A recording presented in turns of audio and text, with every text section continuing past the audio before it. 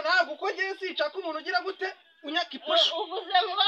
ntabwo nshaka umuntu unyaka iposho. yaba bana nyagasani reka nkubwire rero wa mugabo utajya kugeza ibintu byo kujuze umva mata wajya gunkubita ufatira ariko reka baze nkubwire nano ingereka nkubwire hakirikara dushyire no kumugaragaro tubishyire ku karubanda abantu batubone abagabo b'ikigera nko muzigamo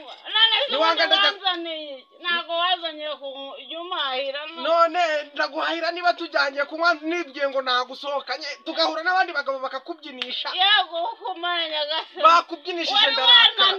bakubyinishije ndaraka none se umva wari wananiwe ubundi uzabona niba narinaniwe se ariko ni nanjye wakoze karuti wari wananiwe bwana no twibyinire wari wananiwe wari wananiwe bwa wari wananiwe igira hino wari wananiwe